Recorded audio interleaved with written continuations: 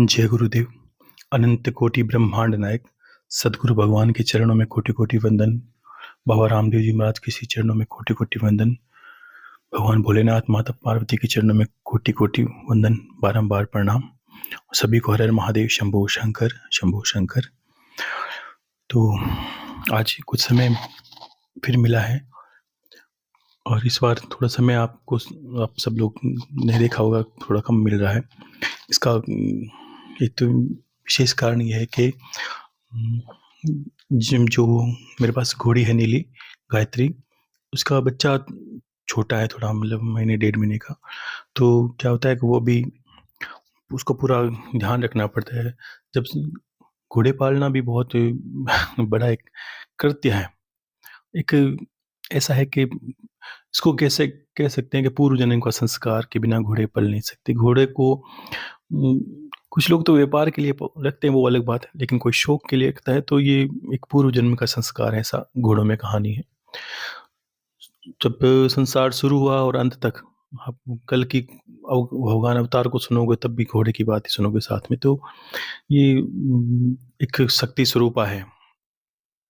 इसकी सेवा तो बाबा जी से परमात्मा कृपा होने पर होती है। बाकी उसका बच्चा गायत्री का थोड़ा छोटा है, तो उसकी चंचलता रहती है, उसको इधर उधर रखने में। वो मिट्टी और खा लेता है। तो सुबह शाम जो टाइम देता था उसको 3 टाइम उसको ध्यान रखना पड़ता है। तो फिर उसका ध्यान रखना, फिर भानु भी छोटा ही है, तो मेरे 4-5 घंटे तो इनमें लग जाते हैं। बाकी भगवान को भक्ति करते हुए, ईश्वर की उपासना, गुरुदेव की पूजा पाठ करते हुए, और कुछ समय मिलता है थोड़ा परिवार को देता हूँ। इसी उसके उपरांत जो समय मिलता है वो आपके लिए कोशिश करता हूँ कि ज़्यादा से ज़्यादा मिले, लेकिन निकल नहीं पाता। क्योंकि देखो, मेरा कार्य है भगवान की पूजा से पहले मुझे उनकी सेवा करनी जरूरी है। ईश्वर भी आपने देखा, भाई महादेव की पूजा करते हो तो पहले नंदी को पार करो, आप फिर महादेव तक जाओ। बाबा को पार करते हो तब जाओ, आपको फिर उनके घोड़े की सेवा करो, फिर जाओ। ये से ही वाहनों की कृपा है। आप देख ले, कोई भी देवता है तो उनके एक वाहन है। तो ये एक कारण है वहां तक पहुंचने का, निमित्त मात्र है। तो इसको आपको देखो, भगवान कृपा है। आपको ऐसी आवश्यकता नहीं कि घोड़े ही रखो, आप कुछ भी रखो, कुछ भी रखो। एक पालन होना चाहिए, कम से कम एक नंदी हो, एक गाय गौ माता हो, तो कुछ न कुछ सेवा में तो आपको नित्य एक भजन में भी सहायता मिलेगी, आपको ईश्वर की कृपा भी होती है, और एक सेवा नित्य आपके कर्म से एक जीव आपके पूरे ऊपर निर्भर करता है। वो ईश्वर ही है। देखने में भिन्न भिन्न लगते हैं। हमारा ईश्वर ने आकार ऐसा बना दिया कि मनुष्य लग रहे हैं, उनका आकार ऐसा बना दिया जानवर लग रहे हैं। सबके अंदर उस परमात्मा का विराजमान है। ये कि बहुत बड़ी दृष्टि देखने पर दिखता है, नहीं तो हमें ऐसा लगता है हम जानवरों की सेवा करते हैं, तब तक हमें सिर्फ जानवर मनुष्य ऐसा भान होता रहता है। तो फिर इसलिए थोड़ा समय कम मिलता है। और बाकी शिवरात्रि की सभी को, सबने बहुत बहुत शुभकामनाएं। मैंने सबके वो मैसेज पढ़े और कुछ लोगों के प्रश्न हैं, और बाकी सबकी शिवरात्रि को हार्दिक बधाई, उनको सभी को आशीर्वाद। आशा करता हूँ कि महादेव नित्य आने वाले शिवरात्रि से पहले आपके सभी मनोरथ सिद्ध करें, और निश्चित ही करेंगे। देखो, शोक संताप दुख कुछ चीजें हैं जो प्रकृति के घटनाक्रम में शामिल है। अगर ईश्वर की भक्ति करें, ऐसा कहे भगवान आज तो सूर्य उदय ना हो, आज सूर्य अस्त ही ना हो, तो आप गलत सोचते हैं। सुख दुख जीवन का पड़ाव है, कोई होनी कभी अनहोनी, ये जीवन का एक क्रम है। अगर सुख दुख वैसा ही क्रम है। हम थोड़ा दुखी इसलिए हैं कि तुमने जीवन के अंदर इतना ज़्यादा पैर फंसा दिए हैं कि हमें वास्तविकता दिख नहीं देती है। दिखनी दिखती है, लेकिन हम मानते नहीं हैं। किस तरह के, हमें पता है कोई परिवार का है, किसी के साथ घटना घट सकती है, जीवन का कर्म है। सब आप अपना कर्म लेके आए हो, वो अपना कर्म लेके आए हैं, चाहे वो आपके पिता हो, पुत्र हो, माता हो, बंधु, कोई भी हो, सबके कर्म है यहाँ। ये कर्म का लेखा जो कहीं चल रहा है। तो सबके साथ कुछ होनी कुछ अनहोनी, लेकिन हम क्या करते हैं, बार बार थोड़ा पछताते हैं कि इनके साथ अच्छा हो जाए। हाँ, ईश्वर से प्रार्थना करनी चाहिए, और कुछ कर्म भी अगर भगवान हमें बताते हैं तो करने चाहिए, उनसे निकलते हैं। उसके उपरांत ही कुछ होता है तो आप दुखी भी नहीं हो सकते, क्योंकि जीवन को बदल नहीं सकते आप। ऐसा सोचते हो, कर्म आपको बदल आप अपने आप को बदल सकते हो, कर्म से बदल सकते हो, क्योंकि गुरु के अधीन जब आप अपनी भक्ति और समर्पण भाव से गुरु के अधीन होते हैं, तब आपकी भक्ति कई गुना बढ़ जाती है। तो उससे आप काफ़ी समस्याओं से निकल सकते हो, और ये समस्या ही सांसारिक है, एक अगर निकल भी गए तो क्या बड़ी बात है, एक और आ जाएगी, ये तो चलता है। और बाकी शिव शक्ति में जगत समाया है। दुनिया की दृष्टि जब तक एक नहीं होगी, आप सच्ची भक्ति को तब तक नहीं जान सकते जब तक आपकी दृष्टि एकाग्र नहीं होती। अगर हजारों तस्वीरें या हजारों मूर्तियां, हजारों मंदिर आपको दिखने लगे और आपके इष्ट नहीं दिखे, तब तब आपकी भक्ति सफल नहीं है। एक आप इस चक्कर में फंस जाओगे कि यहाँ जाऊं कि वहां जाऊं, ये करूं कि वो करूं, एक जगह टिक जाओ। एक विज्ञान भैरव में बहुत बड़ी बात आई, जो शास्त्र है उसमें, कि माता पार्वती कहती है महादेव आप इतनी विद्याएं बताते हो, कभी कहते हो ये मंत्र करो, कभी कहते हो ये मंत्र करो, ये करो। एक इंसान सामान्य हो तो बुद्धि विचलित हो ही जाती है, अब वो क्या करे उसे पता ही नहीं चलता। वैसी कोई विधि बताओ प्रभु जो हर किसी के काम है, और सबसे पहले उसको जल्दी से ईश्वर की प्राप्ति हो या आपकी प्राप्ति हो। तो महादेव कहते हैं कि हे पार्वती, देखो सबसे पहले तुझे अपनी चंचल बुद्धि को समाप्त करके जहां है वहीं रुक जाओ तुम, जहां तुम हो वहां रुक जाओ। और ये जब महादेव पार्वती से कहते हैं तब आपको ये भान करना, ये आपको ही कह रहे हैं। आप चाहे पुरुष हो चाहे स्त्री हो, तब आप एक समझे ये प्रकृति पुरुष का सामंजस्य क्या है। प्रकृति और पुरुष, पुरुष यानी हम, ये प्रकृति जो शक्ति स्वरूप चारों तरफ हमारे दिख रही है, ये दो का ही सामंजस्य, सब कुछ इसके अंदर ही घटता है। कहते हैं ना कि महादेव क्या है, कि आदि और अंत, और बीच में सब देवी देवता हैं, सब इन्हीं का आधार लेके बैठे हैं। सभी का आधार यही है, संसार की धुरी यही है आपकी, कि जन्मों जन्मों की भक्ति होती है तब देवी देवता भगवान शंकर के चरणों में डाल देते हैं। अनंत अनंत भक्ति होती है। अगर अनंत भक्ति शिव की, मतलब देवी देवताओं की हो, गुरु की हो, तब क्या होता है कि वो पकड़ के आपको भगवान शंकर के चरणों में डाल देते हैं। और भगवान शिव क्या है, हमें चाहिए क्या, सांसारिक वस्तुएं चाहिए तो बहुत कुछ है, देवी देवता हैं, बहुत विद्या है, लेकिन क्या मुक्ति और मोक्ष के दाता तो महादेव ही हैं, ज्ञान के देवता। जितने भी जिस संसार में ज्ञान है, आपने देखा जितना भी ज्ञान का भंडार है, योग आसन मुद्रा ध्यान धारणा, जितना भी, सब के दाता शिव ही हैं। जितने अस्त्र शस्त्र के भंडार हैं वो शिव ही है। ये शरीर क्या है, इसको थोड़ा और समझ लो आप आसानी से आज, कि आप समझो कि सारी घटना इसके अंदर ही होती है। जैसे सूर्य से रोशनी अलग नहीं है, एक ही है। कोई कहे बाहर धूप है यानी सूर्य दिखाई निकल गया है, नहीं, सूर्य अलग है, धूप अलग है, एक एक दूसरे के पूरक हैं, एक दूसरे के आधार से चलते हैं। जैसे एक शिव शक्ति क्या है, एक आप बिजली के तार को देखो, अंदर शक्ति प्रवाहित होती है, वो दिखेगी नहीं आपको,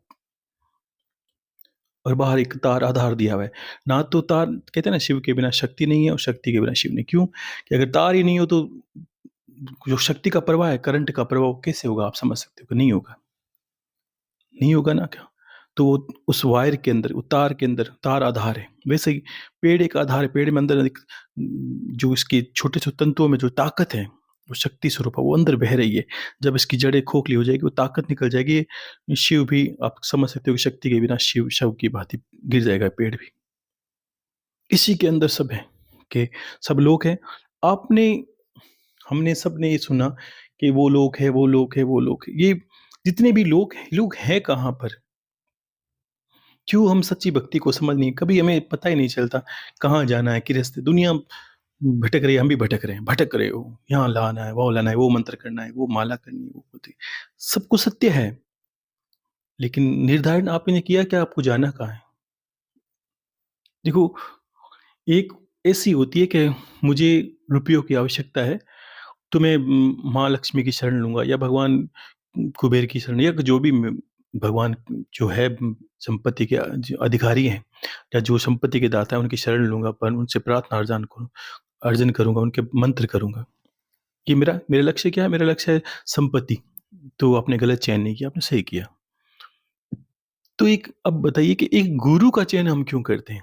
इसका एक अगर संपत्ति का कोई अगर आपको पैसे कमाने हैं, तो आप किसी धनी इंसान का सहारा लोगे, जो बहुत बड़ा धनी है, जिसने बहुत बड़े मतलब तरीके जानता हो रुपये पैसे कमाने का, उसका शरण लोगे आप।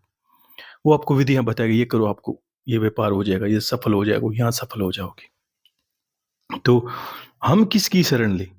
हम शरण लें किसकी? जिससे हमें भी अपना कार्य करने में आसानी हो। तब क्या होता है कि हम हमें जैसी कामना या हम या तो ऐसा तो नहीं हमने गुरु का चयन गलत कर लिया है कि हमें चाहिए कुछ और था और गुरु हमें कुछ और दे रहे हैं। तो अब ये भी आपको सोचना होगा। तब क्या करते हैं, भगवान शिव ने ऐसी विद्या बनाई, गुरु के जो गुरु गीता जब हमने पढ़ा कि भगवान शिव इसके दाता हैं, जो ज्ञान है, गुरु शब्द जहाँ गुरु बनता है ये शिव ही है। ये शब्द जो गुरु नाम है ये शिव का नाम है। ये तो एक सांसारिक चलन है कि एक पुरुष होना चाहिए जो गुरु के रूप में हमें ज्ञान दे। लेकिन हमें वो ज्ञान को ग्रहण तब तक नहीं कर पाते जब तक हम ये नहीं देख लेते कि ये जो गुरु हम शब्द बार-बार बोलते हैं, ये साक्षात शिव ही है। बाहर आपको शिव जल्दी से नहीं दिखाई देंगे आपकी, क्योंकि एकाग्रता अभी तक एक हुई नहीं सफल। अब गुरु में शिव देखने लगोगे, जानने लगोगे उस तत्व को, उस स्वरूप को। ऐसा नहीं कि गुरु के स्वरूप को देख लिया कि गुरु स्वरूप है।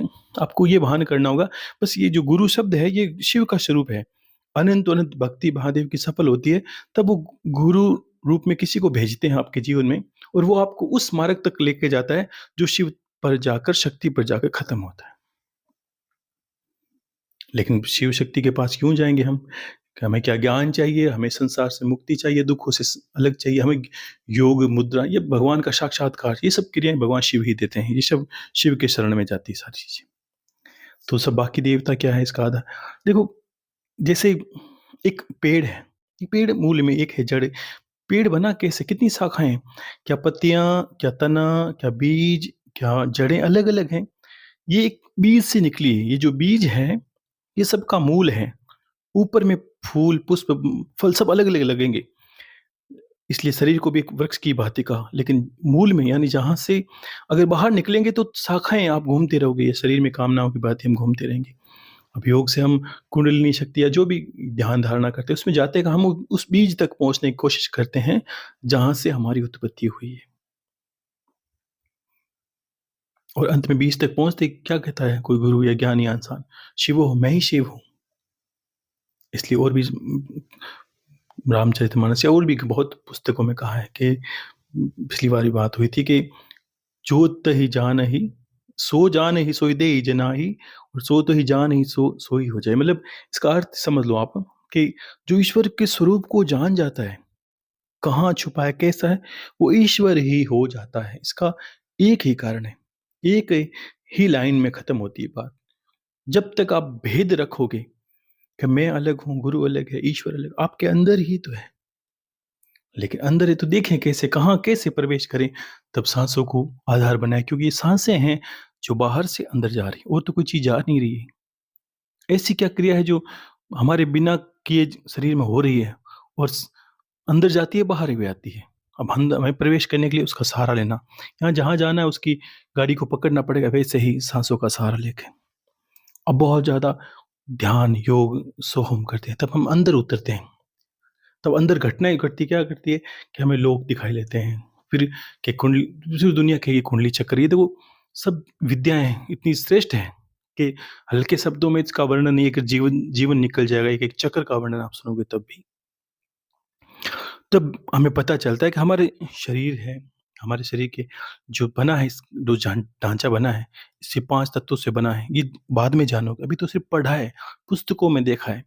फिर अनुभव करोगे, यहाँ अग्नि तत्व, यहाँ अग्नि भड़क रही है, यहाँ अलग देव, वहाँ सब लोग मिलेंगे, बाहर नहीं है। बाहर मिलते तो मैंने कहा था ना कि अगर चंद्रमा पर लोग चले गए यान लेकर, वायुयान लेकर, तो देखिए कि वहाँ पर भी कोई देवता मिला, चंद्र देवता मिले नहीं। सूर्य पे नज़दीक जाते हैं, सूर्य देवता वहाँ नहीं है, और भी ग्रहों पे जाते हैं, कोई देवता नहीं है। लेकिन वर्णन है कि गुरु ग्रह में गुरु देवता है, चंद्र ग्रह में चंद्र देव है, सूर्य ग्रह में सूर्य देव, तो है कहाँ पर? मैंने कहा ना, सूर्य से जो सूर्य का प्रकाश होता है, पानी में दिखता है। तो हमें ऐसा भान होता है कि जैसे सूर्य पानी में और नज़दीक जाते हैं तो पानी हिलता है, पता चलता है कि नहीं, नहीं ये तो बिंब है। वैसे ही हमारे शरीर का जो बिंब है वो आसमान में दिखाई देता है। ये हमारे शरीर का बिंब ही है। यत ब्रह्मांडे तत् पिंडे, बहुत बड़ा शब्द है ये। सुनने में छोटा लगता है, बहुत गहराई है इसके अंदर।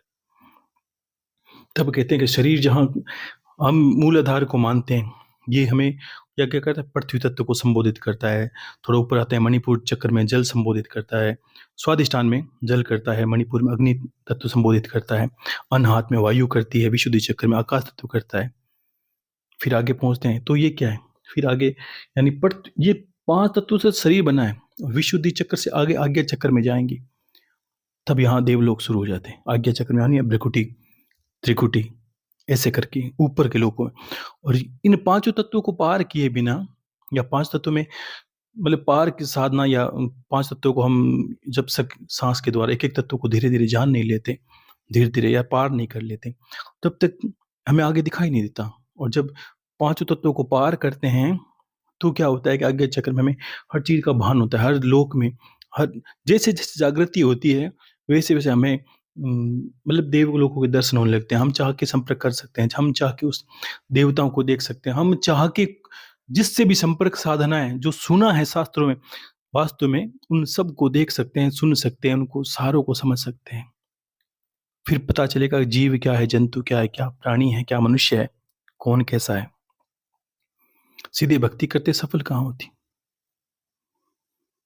तो ऐसा, और अंदर जाएँगे और नीचे गिरते हैं तो हमें कहते हैं नरक कि अगर अगर ऐसी यात्रा करते हैं तो कहते हैं, अगर भगवान ऐसी क्यों बनाए, देखो शरीर में क्या लिखा है कि अगर ऐसी यात्रा करते हैं तो हमारा जन्म योगी की उपासना में, संत में, कभी ऐसा जन्म होता है कि हम भक्त ही बने रहते हैं। आगे अगर यात्रा बीच में रुक गई ऐसी क्रिया में, योग में, तो हमें वापस उसी जन्म होता है हमारे मनुष्य लोक में, और वापस हमें वहीं से यात्रा भगवान करने को मौका देता है, किसी गुरु के माध्यम से जहाँ हमने रोकी है वो।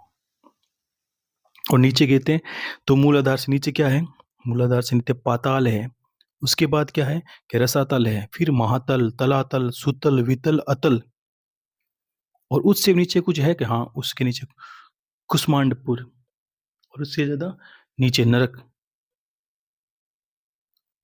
तो ये भी गतियाँ हैं, नीचे अधोगति कहते हैं इसको। यानी अगर हमने भूख, प्यास, दुःख, दरिद्रता या जैसे ही लड़ाई झगड़ा ईर्ष्या में बिताई, तो हमारी गति यहाँ तो होगी, ये पाताल रस, ये क्या होगा? ये 7 पाताल हैं, उससे ज़्यादा नरक यानी अधोगति। ये आप कहते हो कि भ्रष्ट-भ्रष्ट योनियों में जन्म होगा। जीव-जंतु की भाँति हम भोगते रहेंगे। हमें ज्ञान भी नहीं होगा कि हमने किस मनुष्य तन को व्यर्थ गँवा दिया। ईश्वर की दृष्टि में ये बहुत बड़ा दोष है। सिर्फ़ रोटी और कपड़े के लिए अगर जीवन व्यतीत कर दिया, तो सोचो मनुष्य जन्म क्या था, किस लिए मिला है, क्या ज्ञान हमें, हज़ारों नहीं करोड़ों लोगों इस आप देखिए, आप चारों तरफ, कोई जानता है कि भाई शरीर के अंदर क्या रहस्य है? वो तो जानता है शरीर जानवर की भाँति है, खाया और निकाला, और फिर शरीर में बीमारी आई, डॉक्टर के पास भागे, फिर अगर कोई डॉक्टर सही नहीं किया कि संत के पास ही भागे, महाराज मंत्र दो, कोई ऐसी विद्या दो, शरीर सही करो, क्योंकि मरे जा रहे हैं। अब शरीर सही नहीं हुआ तो मरेंगे, मरेंगे, मरना हमें है नहीं, क्योंकि अभी फिर लगता है हमें कुछ, हमने कुछ देखा ही नहीं, हमने हासिल ही नहीं किया कुछ। अगर इतने गहरे ज्ञान को जानो और फिर अंतर में ऐसा भाव नहीं आए कि भगवान जीवन छोटा पड़ेगा और करना इसी जीवन में है, और सारी चीज़ें जो लिखी पढ़ी है, जहाँ शास्त्रों में लिखी है, जो वेदों में आया है, जो ईश्वर का दर्शन लिखे हैं, वो सब इसी मनुष्य रहते करने हैं। मुझे आगे का नहीं करना कि आगे क्या होगा, मुझे इसी जन्म में करने हैं बस। तब जाके ऐसे भूख पैदा हो, तब जाके ऐसा ज्ञान सार्थक होता है। ईश्वर की कृपा फिर होती है कि हाँ, इसको मेरी ललक, क्या आपको भगवान चाहिए? ये बात आपको तब पता चलेगी, हाँ, मुझे सिर्फ़ ईश्वर चाहिए। क्यों? पैसे चाहिए, ईश्वर चाहिए? कि नहीं, पैसे ईश्वर तो बाद में मिल जाएगा, पैसे ले लेते हैं। आज है खत्म, कल, आज कुछ कमाए, कल नहीं कमाए, और नहीं कमाओगे, देखो ऐसी चीज़ है नहीं पैसे के होंगे नहीं।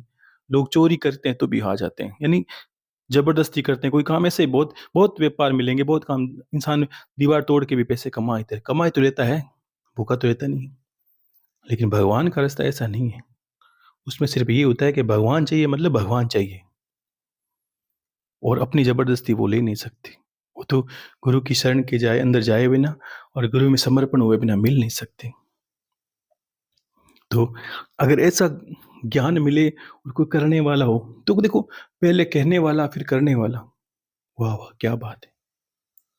और फिर अंदर ऐसा ऐसी भक्ति जागे भगवान की कि बस हाँ, अब तो पाना ही है प्रभु। तो फिर देखो, फिर तुम्हें नित नए दर्शन होंगे क्या। लेकिन अभी हमें क्या है कि वो सूर्य की भांति है, हमें भागते हैं कि देखो चमकदार सूर्य दिखाई दे रहा है, देखते हैं, जाते हैं पानी के अंदर हाथ हिलाते हैं, सूर्य हिलता है, दिखता है ये नहीं, ये तो बिंब है, सूर्य कहाँ है।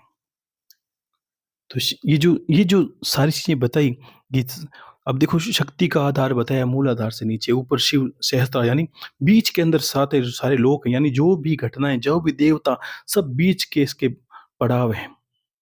जैसे शिव शक्ति थोड़े अलग तरीके से इस तरह समझ लो आप कि करंट का तार है शक्ति के स्वरूप में, और शिव के स्वरूप में वो चलता है। बीच में क्या होता है, पंखा चलता है, लाइट चलती है, वो तार सब जगह घूमता है, वो सबको चलाता है, लेकिन उसको कोई नहीं जानता।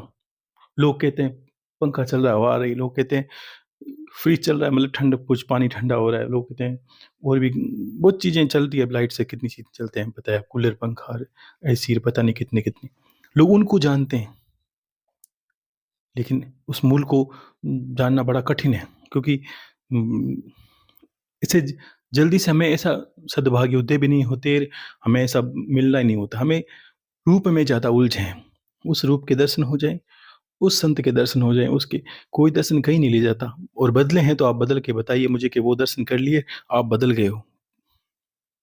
जब साक्षात शिव शक्ति रोज़ शिवलिंग देखते हो, उसके बाद नहीं बदले, तो आप कैसे बदलोगे? उससे बड़े संत हो गए, श्याम महादेव से बड़े संत हैं क्या?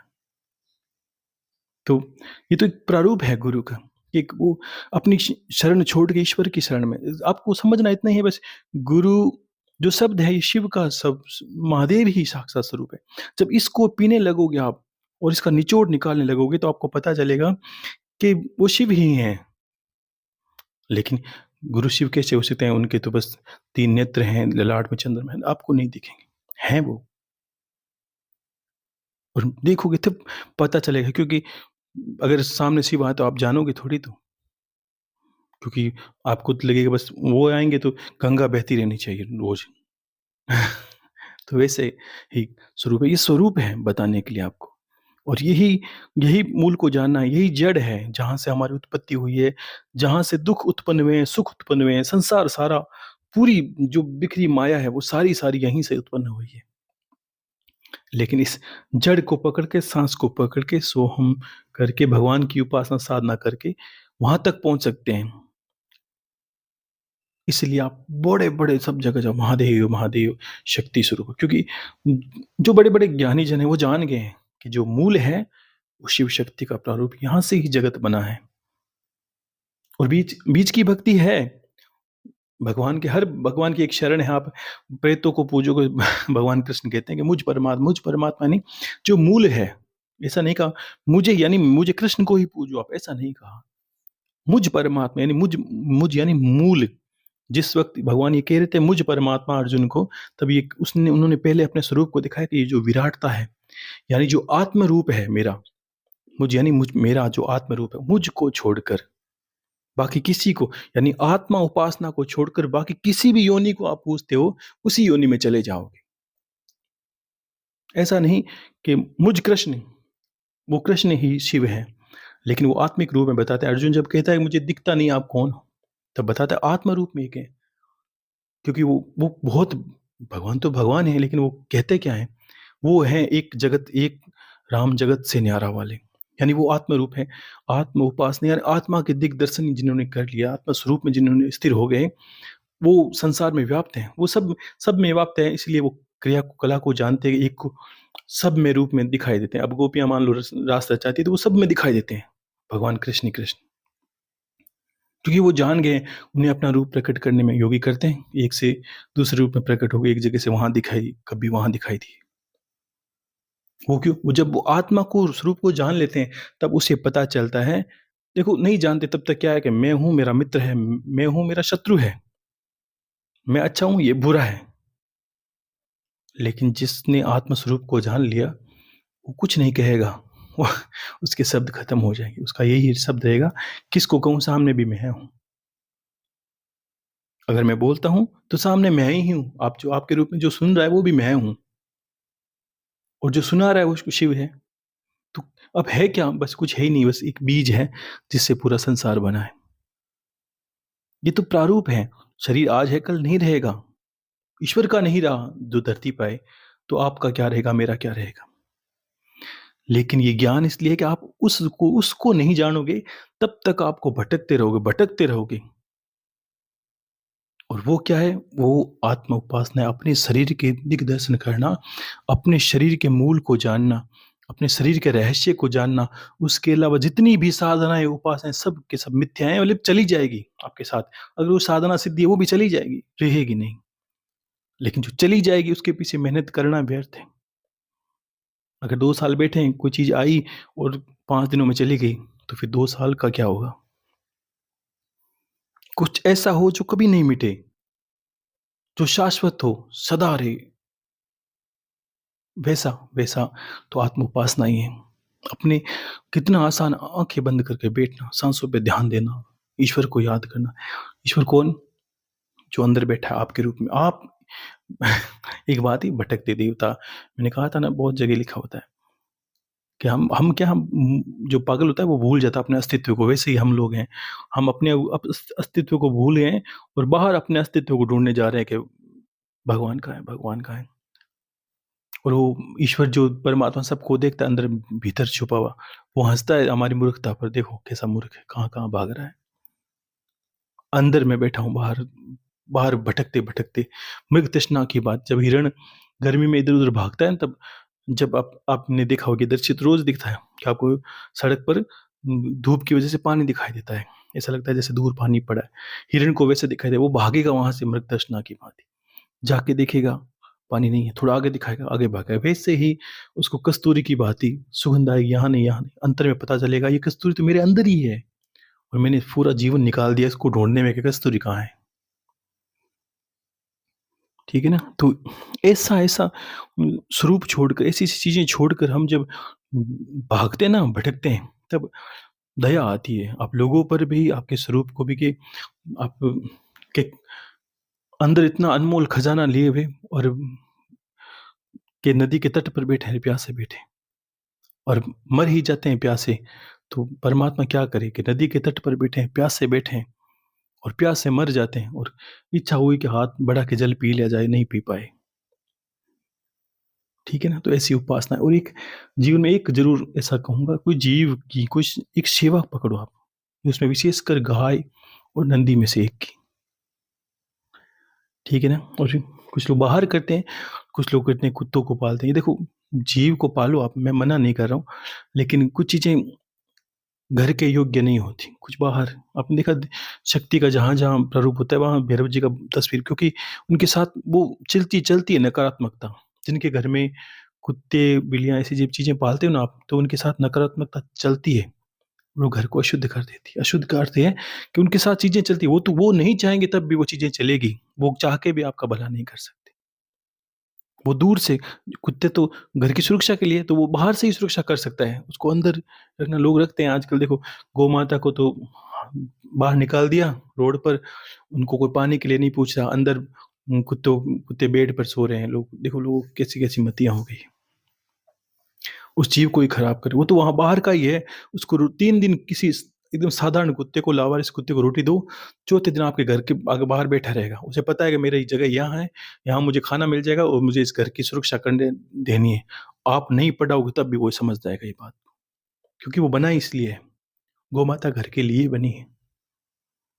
कितनी कैसी नकारात्मकता हो गई है। पहले घरों में चूल्हे, एक तो आप ये चीज़ों को समझो आप, पहले घरों में चूल्हे जलते थे। अब चूल्हे जलते हैं तो क्या होती है कि कैस कहते हैं ना कि क्यों समय बदला, एकदम प्रमाण देखो आप। हर घर में एक चूल्हा जलता, हम देखते हैं ना, हमारे घर पे अभी भी है। मेरे पिताजी, माता, वो अभी तक भी वो मतलब ऐसी रोटियाँ खाते हैं तो फिर चूल्हे पर खाते हैं। गैस भी चलता है लोगों के, लेकिन कुछ लोग हैं पुराने घर वाले, वो तो खाते ही, खाना भी चाहिए। अब जब चूल्हा जलता है तो उसमें गोबर के उपले जलते हैं, आपने देखा। दूसरा कि लकड़ी जलती है। अब लकड़ी क्या होती है, जहाँ भी हो, संविदा जिसको बोलते हैं ना, हवन करते हैं, तब अच्छी-अच्छी लकड़ियाँ जलती है। कोई भी जहाँ हो, तो वो सारी संविदाएँ, उससे जो एनर्जी निकलती है, हवन में क्या करता है, यानी जो कम से कम पॉज़िटिविटी तो वो छोड़ती है। तो वो धुआं हमारी चिमनी से होकर बाहर निकलता है और वातावरण को, हमें दिखता है धुआं निकल रहा है, वातावरण को शुद्ध कर रहा है, घर को एक ओरा प्रदान कर रहा है, तेजस कर रहा है घर का, जिसमें सुख शांति व्याप्त है। अपने आप ही प्रकृति शुद्ध हो रही है। कभी हम देवता का आह्वान ना करें, सिर्फ हवन में आहुति देते जाए ना संविधाओं से, तब भी प्रकृति शुद्ध हो जाएगी। आप किसी मशीन से चेक कर लो, वहां चेक कर लो, वहां का जो ओरा है, एनर्जी है, वो पॉजिटिविटी हो जाएगी।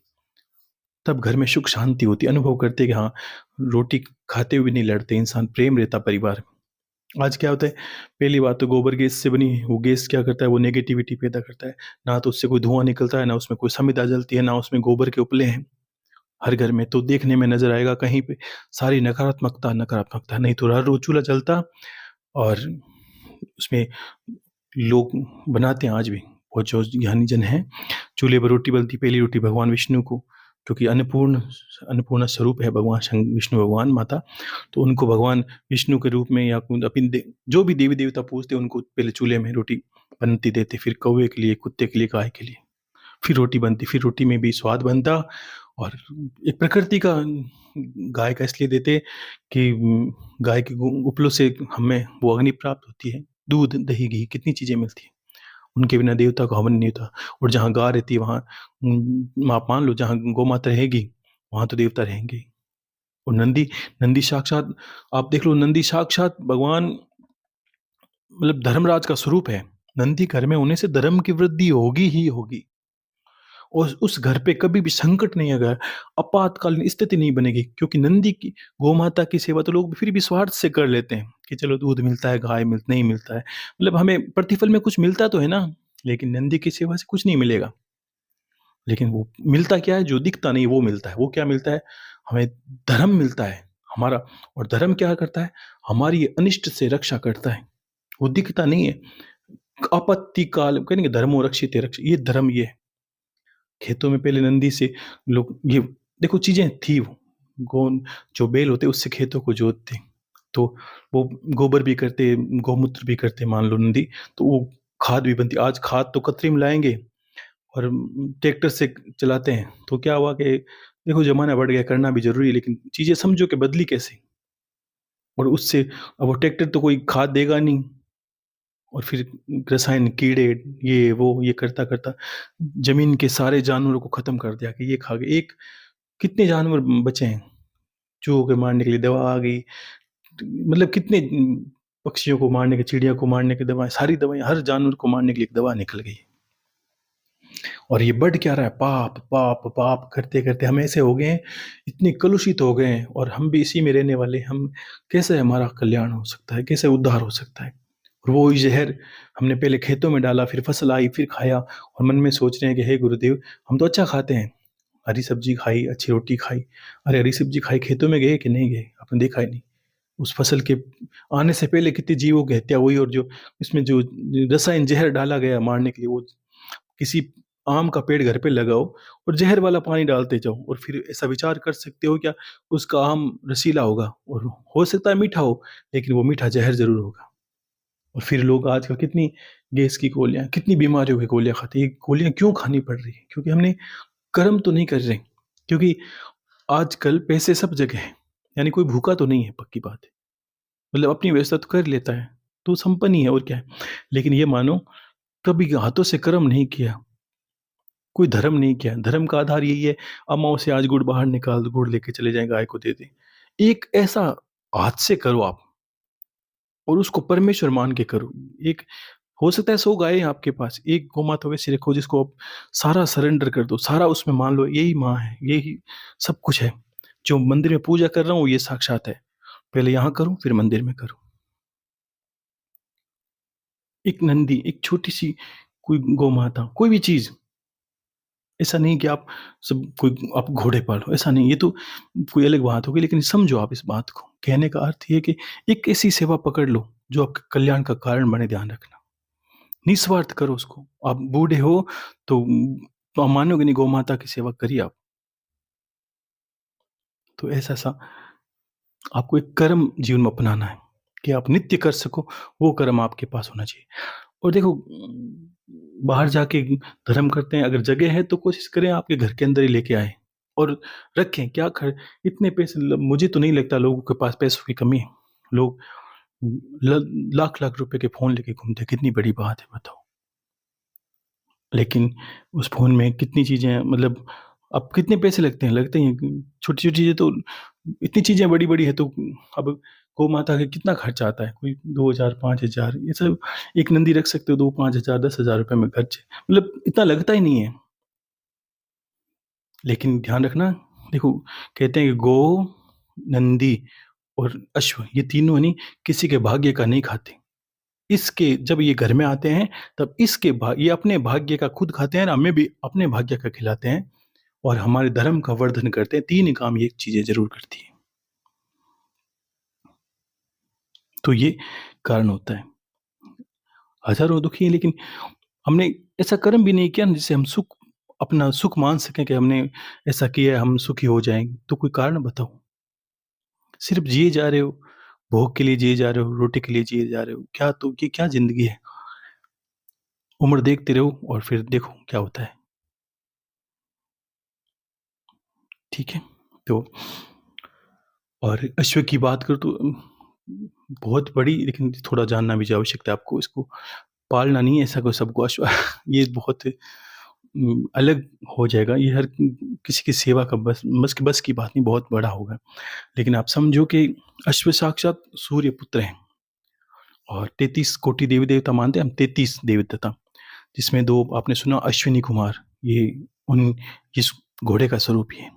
और बहुत वर्णन है, जहाँ अश्व की सेवा होती है देखो अब लोग कहते हैं ना कि आपने सुना होगा कहीं कि नवग्रहों में कभी शनि ग्रह की पीड़ा हो तो भगवान शिव की सेवा से वो शांत हो जाते हैं शनि ग्रह और अगर अश्व की लोग कहते हैं खुर में जो नाल लगी होती है वो उसकी रिंग पहनने से या वो पास में रखने से भी शनि का साढ़े साथी जैसा कितना एक कठिन श्राप हो या आपको ये समझिए कि काल सर्प दोष जैसे उस नाल से आपके ठीक होने लगते हैं ये सत्य है कि मुख देखे जाना भान प्रबल होए और खुर देखा जारा शनि के अगर जिन अश्व घोड़े का अगर मुख देखते ना आपने 10 अवतारों में सुना एक भगवान का अवतार हैग्रीव ठीक है ना घोड़े का स्वरूप देखते हैं जितने भी देवता आप देखो सूर्य भगवान के 7 गुण ऐसे तो साक्षात लक्ष्मी स्वरूपा है जगदम्बा इसको जगदम्बा कह सकते हो आप ये तो शक्ति स्वरूपा ये अग्नि है तेज है तो मुख देखे जाना भान प्रबल हो यानी जिसका मुख चिंतन करने मात्र से चिंतन अगर करोगे तो सिर्फ सूर्य प्रबल होता है सूर्य क्या देता है यश कीर्ति ज्ञान देता है यश कीर्ति देता है क्योंकि घोड़ा तो घोड़ा है और अश्विनी कुमार अगर कोई इंसान नित्य घोड़े का चिंतन करे अंतर और अपनी व्याधि से देखो अश्विनी कुमार वो आपने सुना होगा कि जो देवों के वेद हैं अब जहां औषधि नहीं लगती बहुत लोगों को और वो सिर्फ आंख बंद कर कभी कभी देखो कुछ चीजें हैं जो जीवन में कैसे काम करती कभी कभी औषधि नहीं लगती तो अगर 10 मिनट चीजें जानो आप 10 मिनट अगर सुबह शाम थोड़ा सा भगवान से प्रार्थना करके अश्विनी कुमाराय नमः ऐसा ध्यान करके फिर 2 ऐसे पुरुष देखे चिंतन में जिनके पूरे जो मुख है शीश ऊपर वाला घोड़े का स्वरूप है अश्विनी कुमार का स्वरूप ऐसा ही है ठीक है उनके स्वरूप है घोड़े के वो देखे उनका चिंतन करे ओम अश्विनी कुमार आय नमः और अंतर में कहे हे प्रभु आपके स्वरूप को देखने से मेरी व्याधि खत्म होगी तो आप मानो कि धीरे धीरे आपकी व्याधि खत्म होने लगती है और आपको नहीं लगने वाली औषधि भी लगने लगती है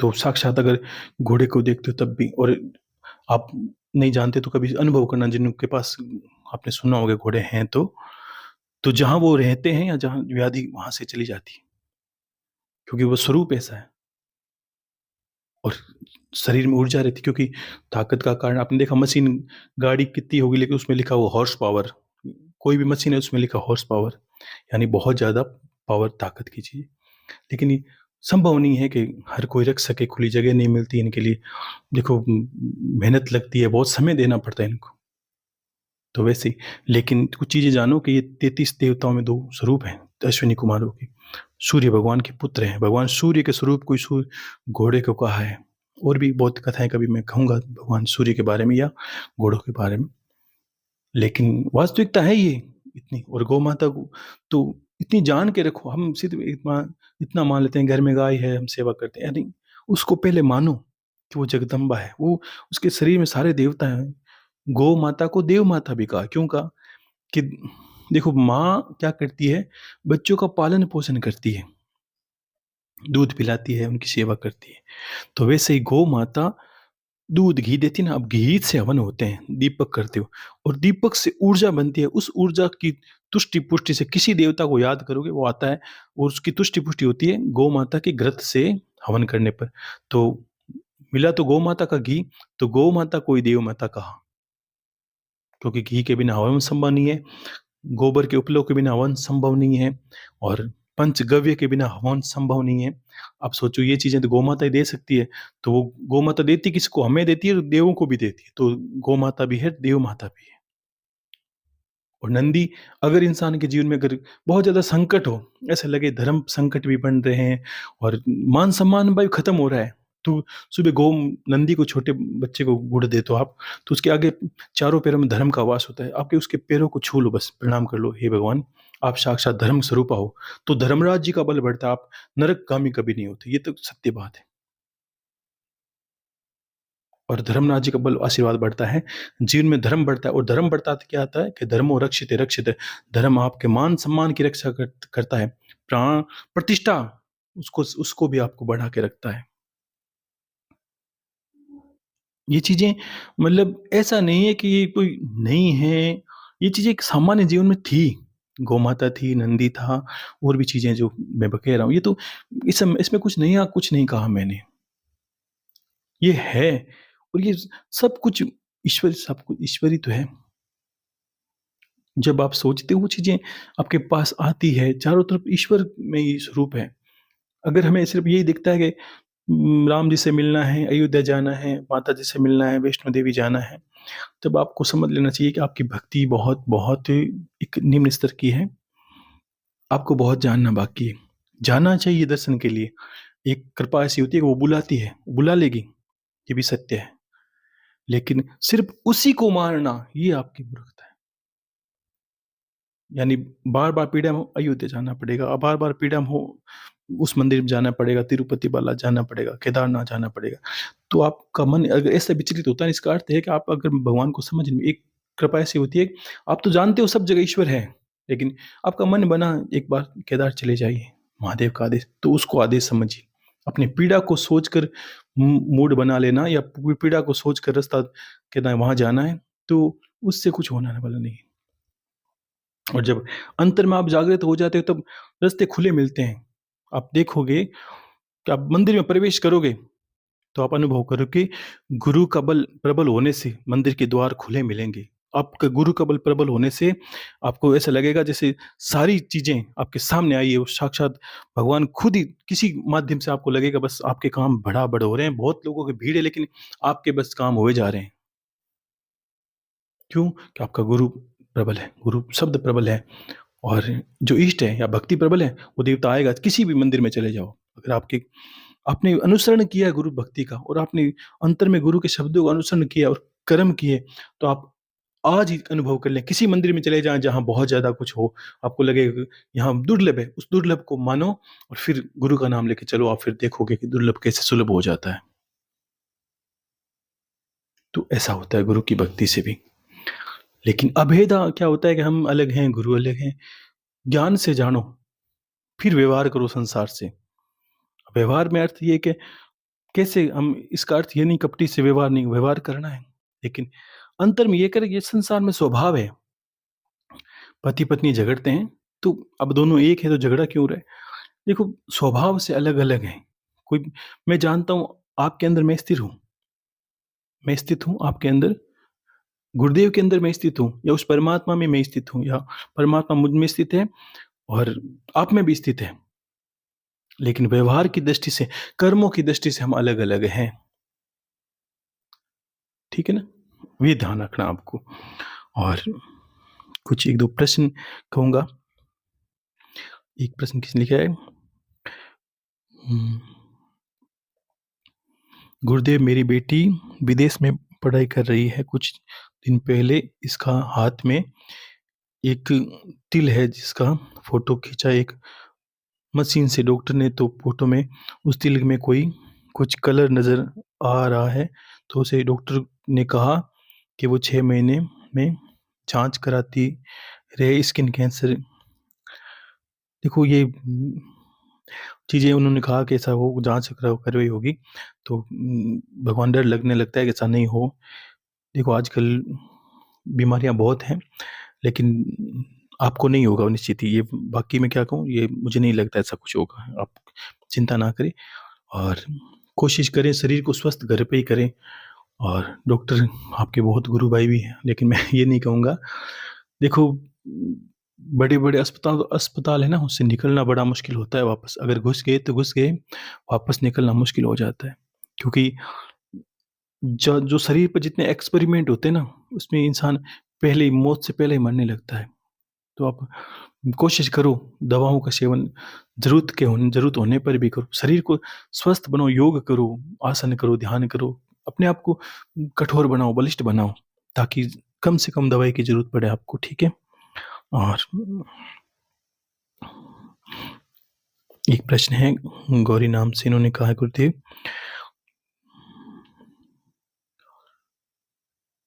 गुरुदेव आपकी वाणी सुनने को व्याकुल रहती हूँ। आपकी तबीयत ठीक है नित्य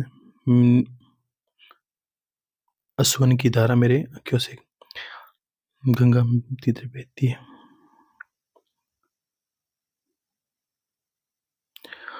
देखो ये आपके भाव हैं, बहुत अच्छे हैं। तो क्या कहूँ मैं इन भावों के बारे में, बाकी ठीक है, आपकी भक्ति बढ़े, ये आशीर्वाद है मेरा कि सबको परमात्मा की प्राप्ति हो।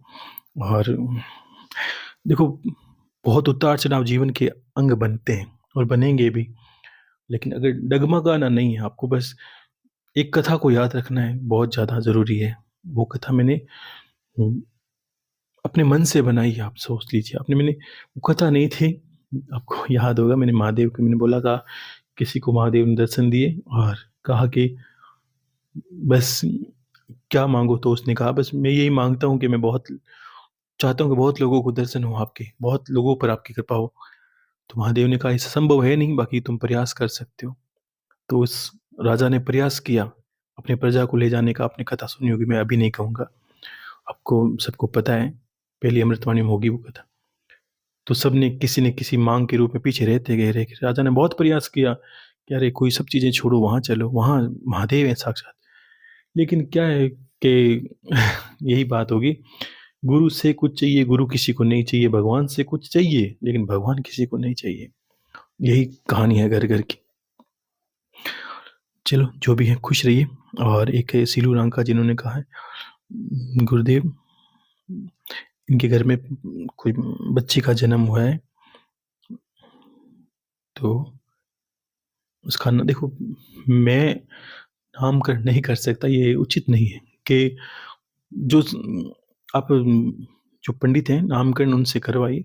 राशि के अनुसार कब समय होता है, अलग-अलग जगह, अलग-अलग स्थान होता है, तो ये रखना उचित नहीं है, मैं नहीं रख सकता। ठीक नहीं रहता ये। अगर रखते हैं तो उसके जीवन में भी प्रभाव पड़ता है, भक्ति का प्रभाव पड़ता है। देखो संसार है, सबका कारण भी बनता है हर चीज़। तो आप आशीर्वाद है कि सब कुशल हो आपके जीवन का, और बच्चे का नामकरण आप करें, कोई दिक्कत नहीं है। बाकी खुश रहें शीलवंका जी। एक प्रश्न है, ओजस यादव, इन्होंने लिखा है, गुरुदेव गुरुदेव प्रणाम, मैं मधु दिल्ली से। गुरुदेव महाराज, जब चक्रों पर ध्यान लगाते हैं तो उसमें कहाँ ध्यान लगाएँ, क्या देखें, क्या महसूस करें, कैसे चक्रों का ध्यान करें? देखो, एक बात समझो आप कि बहुत लोग बहुत बातें कहेंगे, कोई के चक्र को देखो, कोई के मंत्र को पढ़ो, ये पतो देखो, बहुत चक्रों का अर्थ है कुंडली शक्ति। आप कुंडली पे ध्यान कहाँ लगाएँ? पहला इसका मूल समझ लो आप कि जितने ज्ञान में गहराई में जाते हैं ना, तो आपको बहुत, ये समझ लीजिए कि आसान भी आपके पास रास्ता है, जो आसान जो कठिनाई भरा है, वो भी रास्ता आपके पास है। वो मैं दोनों बता सकता हूँ। पहले तो आप देखो, सबसे श्रेष्ठ क्या है जिसमें आसान हो और सब कृपा हो जाए? तो कहते हैं कि ध्यान मूलम गुरु मूर्ति, पूजा मूलम गुरु पदम, मंत्र मूलम गुरु वाक्य, मोक्ष मूलम गुरु कृपा। ये 4 लाइनें जिसने पढ़ ली ना, तो उसको कुछ पढ़ने की आवश्यकता ही नहीं है। बाकी सुनो आप, कहते हैं कि ध्यान मूल। अगर गुरुदेव की तस्वीर सामने है, तो उसको देखो। दादा गुरु जी की तस्वीर आपके पास है, उसको देखो, आँखें बंद करो, फिर उनको देखो, फिर मन भटके आँखें खोलो देखो, फिर भटके उनकी आँखों में देखते रहो, उनके आज्ञा चक्र पर। जब अंतरात्मा से उस सूक्ष्म रूप में गुरुदेव से जुड़ जाओगे आप, तो उनके शरीर की जो ऊर्जा होगी, उससे आपकी कुंडली के चक्र स्वतः ही जागृत होने लगेंगे। मैंने ये अपना अनुभव कहा था कि वो जीवन में आए तो कैसे क्या हुआ। वो तो वही हैं, अलग थोड़ी हैं कि मेरे पास अलग आए, आपके पास अलग है। वो वही है, जो मुझे देते हैं आपको भी दे सकते हैं। ठीक है? तो कहते हैं ध्यान मूलम गुरु मूर्ति, पूजा मूलम गुरु पदम। संसार में कोई श्रेष्ठ पूजा करने योग्य है गुरु की पादुका पूजन की, बाकी देवताओं की पूजा करी, अपने इष्ट की कर ली, महादेव की कर ली, जो भी करनी है। इतने में संसार समय है। पूजा मूलम गुरु पदम, मंत्र मूल गुरु वाक्य। गुरु ने कहा कि आप सोहम सोहम करो, ये श्रेष्ठ है, ये मूल है, इसका वाक्य ध्यान रखना गुरु का। और मोक्ष मूलम गुरु कृपा, तो मोक्ष निश्चित है। ये 4 लाइनें आसान है। उसके अलावा जितनी कठिनाई भरा करना चाहते हो, आप सोचते हैं विहड़ में करें, एकांत में करें, तो भी विद्या है। गायत्री मंत्र इसका प्रमाण है। गायत्री मंत्र से तो बहुत कुछ होता है, लेकिन गायत्री मंत्र में जब आप सातों चक्रों को, जब आपकी समता हो शरीर की, ऐसा लगे कि शरीर एक कैसे कहूँ मैं, एक गुरु भाई जी आते थे, अभी नहीं, तो उनके बारे में मैं कहूँगा। वो पास में रहते हैं मेरे बहुत समय तक। तो बहुत समय पहले की बात है, मुझे वो बात याद आई कि उन्होंने कहा मुझे मुझे कोई ऐसी चीज़ करवानी है, या ऐसी घटना हो, मैं सहन करने के लिए तैयार हूँ। कुछ कुछ ऐसा बता दो आप कि करते ही मेरा, मुझे भी ये दिव्य अनुभव होने लगे, जागृति होने लगे। तो जहाँ पहले कमरे बने थे, वो आगे जगह थी, मैं वो खाट पे सोता था रात को पूजा पाठ करके। जब कभी घर पे नहीं जाता तब वहाँ अकेले सोता, वो एकांत ही विहड़ ही रहता पूरा। तो पास में मेरी एक चौकी बनाई हुई थी, थोड़ी-सी दूर। वहाँ पर पूरा मतलब एकांत ही भयंकर। तो मैंने कहा बस पक्के रहते हो, आपको पक्का रहना है, मैं सोऊँगा, आपको 10 बजे रात को वहाँ जाके बैठना है चौकी पर, कुछ नहीं करना, सिर्फ़ बैठे रहना है। बैठे रहना है। और उन्होंने ज़िद किया, मैंने तभी बताया। मैंने बैठे रहना है और मेरी आवाज़ का इंतज़ार करना है, मैं कब कहूँ आ जाओ, सो जाओ, नहीं तो सोना नहीं।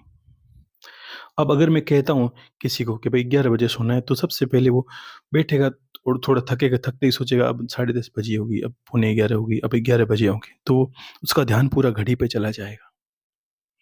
तब मैंने घुमा के कहा नहीं, आप बैठ जाओ। अब हो सकता है मैं सुबह 5 बजे मेरी आँख खुले, मैं आवाज़ लगाऊँ, हो सकता है 4 बजे खुले या रात को 3 बजे मेरी आँख खुले, मेरी इच्छा होगी, तब मैं कहूँ आ जाओ, तब आना, नहीं तो बैठे रहना है आँखें बंद करके, आँखें खोलनी नहीं है, सिर्फ़ बैठे रहना है। और अंतर में कुछ नहीं देखना, ना वो मंत्र है, ना विद्या है, बैठे रहना है। तो मुश्किल से 3-4 दिन बैठे, वो पक्के रहे। एक दिन मैंने सुबह 4 साढ़े 4 बजे उठा, तब आवाज़ लगाई। एक दिन सुबह मैंने 3 बजे आवाज़ लगाई, ऐसे करते-करते। तो 4-5 दिन हुए होंगे मुश्किल से। तो बैठे-बैठते देखो, जब ये भान खत्म हो ना कि बैठे रहना है, आवाज़, पहले वो क्या सोचेगा, कोई बैठेगा तो ये सोचेगा अब सोए हैं, पता नहीं कब आवाज़ लगाएँ, सुबह हो जाए, तो आप इंतज़ार करना व्यर्थ है। यानी हमारा दिमाग वहाँ से हट गया कि इंतज़ार करना व्यर्थ है। फिर वो बैठा रहेगा, सोना नहीं, आँखें बंद रखनी है सिर्फ़, खोलनी नहीं है। तो चौथे 5 दिन उसके अंदर ऐसी घटना घटी। घटना क्या, वो घटने वाली थी, समझ लीजिए क्या, कि जब एकाग्र होके बैठते हैं एक जगह, तो ऊर्जा जहाँ बैठते हैं घंटों-घंटों, वहाँ केंद्रित होने लगती है। और उसी जगह पर, वही जगह होनी चाहिए सेम, उसी जगह पर उन्होंने अनुभव किया कि उसके अंदर एक, सर के अंदर बहुत बड़ा गुब्बारा बन गया अग्नि का, और फटने वाला है बस। अगर वो फटा तो उसका सर है ना 2 टुकड़े हो जाएँगे। और वो घबराहट के उठ गए, और उसी वक़्त गुरुदेव की कृपा हुई, मेरी भी आँख खुली और मैंने कहा बस आ जाओ। मतलब साढ़े 11-12 बजे मैंने कहा उठ जाओ, रुको, रुको मत, उठो आप, सो जाओ। कहा थोड़ी देर और बैठो, मेरे को नहीं, कि आज तो मेरे सर के टुकड़े होने लगते, ऐसे लगता है जैसे बम फटेगा सर का। वो क्या था, अगर वो ऊर्जा का गुब्बारा क्या होता है, मूल आधार में होता है। वो जैसे फटती है ना, तो तुरंत कुंडली शक्ति एक बार में जागृत होती है। घंटों-घंटों बैठ गए ना वो। बैठे 4-5 दिन थे, लेकिन बैठे कितने, कि जैसे रात भर बैठे, एक दिन 4 घंटे, 7 घंटे। तो समय पर निर्भर करता है सब चीज़ें। तो वैसे होता है। ये तो करंट का काम हो गया, मतलब तुरंत का। इसमें अब हम सज हैं कि नहीं है, लेकिन जब गुरु को देख के त्राटक करते हुए हम करते हैं ध्यान, तो हमें क्या होता है, गुरुदेव को पता है कि कितनी ऊर्जा आपको ज़रूरत है और कितना आपका काम होना चाहिए। तो कहते हैं कि ध्यान मूलम गुरु मूर्ति। जब भी कभी बैठो, उनकी तस्वीर के सामने पूजन पाठ करके शांति से उनको देखो। 5 मिनट देखा, आंखें बंद करी, फिर उसी दृश्य को अपने आज्ञा चक्र में देखो। तो गुरु जिसको देखते हो ध्यान के अंदर जाके, तो उसकी ऊर्जा, अब उसकी जो स्थिति होगी शरीर की, वो आपकी बनने लगेगी। आप 2 और 1 होने लगोगे धीरे-धीरे गुरु, और आप एक बनते जाओगे। आपने अनुभव किया, बहुत लोग ऐसे प्रश्न लिखते हैं, मैं समझ जाता हूँ पहले कि गुरुदेव हमने सोचा और आपने कह दिया, हमने इस प्रश्न का पूछना था और आपने बता दिया। क्यों? कि जब आप अंतर से बार-बार गुरु गुरते हो तो मेरी अंतरात्मा से जुड़ जाते हो आप, और मेरे अंदर वही जवाब देने का मन करता है जो आपके अंदर प्रश्न उठे। बात समझे? यही कारण रहा है। फिर 2 और 1 हो जाते हैं, स्वतः ही इसी चीज़ से जुड़ना होता है। ठीक है? और एक दादा गुरुजी नाम से है, इन्होंने इनका ये है, इन्होंने कविता शर्मा इनका जी नाम है इनका, और इन्होंने कहा ये काशी विश्वनाथ मंदिर गए थे अभी शिवरात्रि के दिन, उनका ऐसा योग बना था और बहुत कुछ लिखा है इन्होंने, मैंने पढ़ा सब कुछ। देखो, मैं अभी अभी ने जो मैंने कहा कि आपके स्वतः ही एक योग बनेंगे और स्वतः ऐसी स्थिति होगी कि आपको लगेगा जैसे मंदिर द्वार सब कुछ खुल गया। और ऐसे इन्होंने इनके लिखा, वैसे ही बहुत लोगों ने लिखा, लेकिन मैं कहूँगा देखो सब कुछ आपकी श्रद्धा पर निर्भर करता है, सब कुछ आपके समर्पण पर निर्भर करता है कि आपने कहाँ तक गुरु तत्व को पिया है। देखो, ये जो वास्तविक बात बताऊँ कि जितना आप गुरु से दूर रहकर उसकी तड़फ में उसकी उसकी ऊर्जा को अट्रैक्ट करते हो या उसको खींचते हो ना, जितना मैं नहीं चाहूँगा तब भी मेरी ऊर्जा वहाँ खींचती आएगी, मतलब खींचती चली जाएगी। मैं चाहने पे नहीं होता कुछ। ये ठीक वो एकलव्य वाली बात रहती है। मैं कितना ही, इस बार तो मैंने पूजा की महादेव की, और मतलब बैठा था जो धोने के पास में, तो काफ़ी समय तक मैंने ये पूरा ध्यान किया था, हे महादेव सबके जीवन में ऐसा प्रभाव आप हो कि वो एक बार अगर गलत चीज़ें माँगते हैं या पूछते हैं तो भी वो भूल जाएँ और सिर्फ़ तुम्हारी शरणागति हो, तुमसे कुछ माँगे, तुम में लीन हो जाएँ और तुम ही हो जाएँ। चाहता हूँ सब शिव में हो जाए, सब शिव हो जाओ बस। ऐसी कामना मैंने रखी थी, उम, और अभी इसलिए इस बार मैंने कुछ प्रार्थना और कुछ नहीं की थी। आप सब लोगों के लिए ही कामना की थी कि सबसे पहले तो आप वास्तविकता को समझो, आप ज्ञान को समझ लो, ठीक है? और फिर महादेव की शरणागति हो जाओ, ठीक है? ऐसा प्रार्थना की थी मैंने। तो खुश रहिए, बहुत अच्छे अनुभव हैं आपके, और बहुत लोगों के हैं, प्रश्न मैं पूरे देख नहीं पाया। और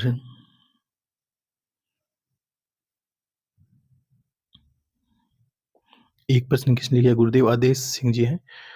मेरा एक सवाल है गुरुदेव, क्या शिव पर बेलपत्र चढ़ाने से प्रभु खुश होते हैं? गुरुदेव जी, मैंने देखा है कि शिवरात्रि पर बेलपत्र के पड़े पड़े तो टुकड़े बना दिया जाता है। वो एक पेड़ को इन्होंने कहा कि इतने बेलपत्र लोग चढ़ाते हैं कि पेड़ को पूरा सुखा दिया जाता है, ऐसा कुछ इन्होंने लिखा। देखो, देखो आपकी भावनाएँ अपनी जगह है, लेकिन एक समझिए, अगर मैं कहूँ कि आप आने वाले जन्म में बेलपत्र हो जाओ, तो आप बहुत खुश होगे, बहुत ज़्यादा प्रसन्न हो जाओगे कि लोग आपके पत्तों का सदुपयोग करते हैं। और अगर विज्ञान की दृष्टि से देखोगे, आप अनुभव करोगे, हर चीज़ का एक वर्णन है। शिवलिंग, अब हमने यही देखा कि शिव जी एक, या शिवलिंग एक पत्थर की है, एक श्रद्धा है, सिर्फ रख दिया, श्रद्धा पे आप हटिए। और थोड़ा और अगर आप पढ़े लिखे तो ये समझो, एक ऊर्जा का संसार है पूरा, ये संसार ऊर्जा में है। भूत प्रेत ये जो दिखते हैं नेगेटिव पॉजिटिव, सब ऊर्जा पर निर्भर करता है। शिवलिंग के अंदर एक वर्तुलाकार, ये गोलाकार एक ऊर्जा निकलती है, और हर चीज़ के अंदर आपको पता है, जैसे गंदी वस्तु से गलत ऊर्जा निकलती है, वैसे ही पेड़ों के अंदर अलग-अलग, तो आपने देखा हज़ारों ऋषि-मुनि अलग-अलग जगह साधनाओं करते हैं। तब आपने देखा कि गुलाब के पुष्प में, चमेली के पुष्प में, बीलपत्र में ऐसी ऊर्जा निकलती है जो माता लक्ष्मी को अपनी ओर आकर्षित करती है, और शिवलिंग में वर्तुलाकार ऊर्जा निकलती है। जब वो क्या करती है, वो पूरे ब्रह्मांड में चलती है, जो शिव की जो ऊर्जा है वो ब्रह्मांड में। अब उसको जो भी चीज़ समर्पण करते हैं, उसकी वो गुना में वर्धन कर देती है। जब आप भावना करते हो ना, लक्ष्मी की कामना करते हो, तब ये भी कहा कथाओं में कि लक्ष्मी जी ही बेलपत्र स्वरूपा है। उन्होंने ये कामना की थी कि मेरे जो पत्ते हैं वो भगवान शिव पर अमृत अर्पित हो तो मैं प्रसन्न होंगी। ये कथाएँ हैं, अगर कथाएँ नहीं समझे तो विज्ञान की दृष्टि से समझ लीजिए। तब अगर गुलाब का पुष्प किसी भगवान को चढ़ाते हैं, शिव पर तो विशेषकर, तब हमें लक्ष्मी जी की ऊर्जा आकर्षित होती है हमारी तरफ। वैसे ही बहुत चीज़ें हैं, ये वैज्ञानिक दृष्टि से हैं, ये सूक्ष्म स्तर पर है। तो हम नहीं जानते, तब तक हमें ऐसा लगता है कि भई कितने पेड़, अरे तो पेड़ों का सदुपयोग भी हुआ ना। पेड़ तो अपना आप पतझड़ में झड़ेंगे पत्ते, लेकिन पेड़ टूटा नहीं है उससे। वो तो सदुपयोग, अगर कोई पेड़, कोई जीव है, अगर कहते मेरी गौ माता कहती है कि मुझे उस वृक्ष के पत्ते डाल दीजिए, मैं खाती हूँ, खाएगी। घास भी कहीं से लाते हैं, सब खाते हैं। लेकिन उसका दुरुपयोग नहीं, वो सदुपयोग हुआ। वो दुरुपयोग कैसे हुआ? वो तो सदुपयोग हो गया। अगर वो पत्ते तो हर पेड़ पे पत्ते झड़ते हैं, एक पतझड़ मौसम आता था। तो वो कोई दुरुपयोग नहीं हुआ। ये वैज्ञानिक दृष्टि से, और आप, मैं कभी बताऊँगा आपको, ऊर्जा के स्तर पर बात करेंगे हम लोग कभी भी। एक जैसे क्या शिवलिंग है, कैसी ऊर्जा मिलती है, क्या जीवन में प्रभावित करती है? क्यों छोटे-छोटे यंत्र बनाएँगे? क्यों ये बीलपत्र 3 भाग से होने से क्या फल मिलता है? मतलब बहुत चीज़ें हैं, जब आपको सुनने में मिलेगा। बाकी आपका प्रश्न अच्छा है, ऐसी बात नहीं है कि देखो, कोई गंभीर इंसान ही गंभीर प्रश्न करेगा। उसको लगेगा ना, तो वो उसके अंदर सवाल भी उठेगा कि ये क्यों हो रहा है? कैसे हो रहा है? भले ही उठे, कोई बात नहीं। बाकी खुश रहिए, मैं कभी आपके प्रश्न को थोड़ा ऊर्जा के स्तर पर समझाऊँगा विस्तार रूप में कि कैसे जीवन को प्रभावित करती है ऊर्जाएँ, ठीक है? एक प्रश्न लिखा है गुरुदेव, जब आपने नंदी और गायत्री को पुकार रहे थे, लग रहा था मुझे पुकार रहे हैं, मेरे अश्रु की धारा रुकने देखो, गायत्री मेरी आराध्य है, तो मैंने ऐसा सोचा कि जो नीली घोड़ी है, बाबा की कृपा से मेरे पास है, तो उसकी सेवा करता हूँ। तब मैं, देखो, वो जगदम्बा है, और मैं मानता हूँ कि एक बात है कि जब घोड़े की सेवा करता हूँ तो सोचता हूँ बाबा की घोड़ी है, इसकी सेवा कर रहा हूँ। और नंदी की सेवा करता हूँ तो ये सोचता हूँ महादेव तो मेरे पास हैं, बाहर नंदी बैठा है, जो साक्षात है उसकी सेवा पहले करूँ। तो गायत्री मेरी आराध्य है माता, तो उसके नाम गायत्री तो मुझे कितनी बार लेना पड़ता है, गायत्री बेटा, गायत्री माँ, गायत्री बेटा, ऐसा करता रहता हूँ, तो मेरे वो चित्त में रहता है। तब भी इंसानों को कहा कि बच्चों के नाम या कोई ऐसे नाम रखो आप, जो आपकी बार-बार संपर्क में रहे, तो हृदय प्रफुल्लित होता है, आप खुश होते हो। और जो बच्चा है वो तो ऐसे ही मेरे अंतरात्मा से मेरा नाम निकला, वो इतना चंचल है कि जो गायत्री का बच्चा है कंठक, तो उसका नाम ऐसा ही है।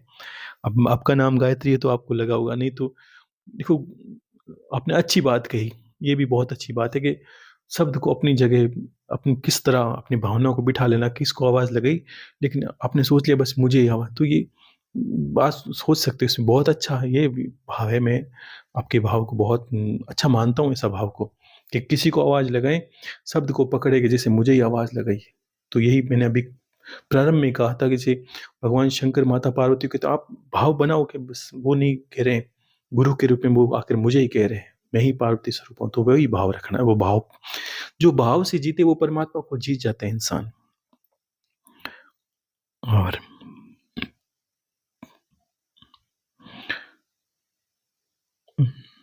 एक किसी ने प्रश्न कहा, अनिल शर्मा जी, इन्होंने कहा गुरुदेव, मैं जब भी पूजा पाठ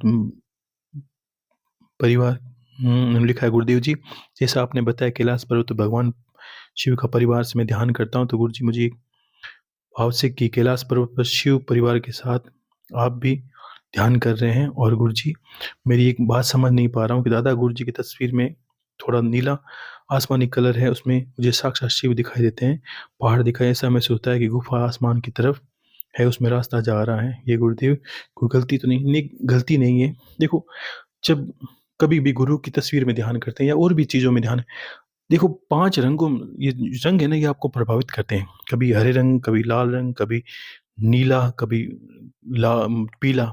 ये पाँचों रंग आपको क्या प्रभावित करते हैं कि ये, आप जिस जो कलर आपको ज़्यादा दिखाई दे, तो आप समझ लीजिए कि 5 तत्व हैं विशुद्धि चक्र तक।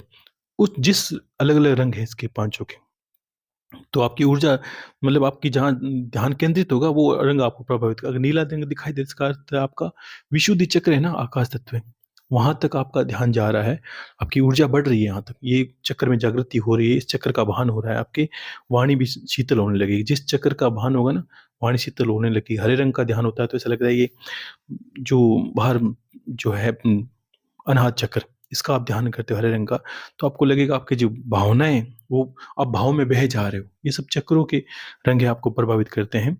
और जब विशुद्ध चक्र से आगे निकलते हैं आज्ञा चक्र पर, तब आपको एक ये बोलते हैं ना भगवा रंग, जिस संतों के पहने हुए कपड़े वैसे दिखाई देता है। ये आपकी ऊर्जा स्तर का जो एक आयाम बहुत बड़ा, ये आयाम है कि इस आयाम को मैं शब्दों में नहीं कह सकता कि ये भावनाओं का खेल है सारा। उस वक़्त आपको ऐसा भान होगा कि आप सांसारिक चीज़ों से ऊपर उठ चुके हैं। ये चक्रों के हैं तो इसमें कोई गलत नहीं है, आप सही कर रहे हैं। और आपकी जैसे-जैसे एकाग्रता बढ़ेगी, तस्वीरों में हरकत होगी, ऐसी कोई इसमें कोई बड़ा नहीं, लेकिन आपको ये समझना होगा कि कोई गलत नहीं है, सब चीज़ें सही है कि अभी तस्वीरों में हरकत होगी। कभी आपको लगेगा तस्वीर आपसे बात करने लगी, अंदर जागृति होगी तो वहाँ भी सब कुछ जागृत दिखेगा।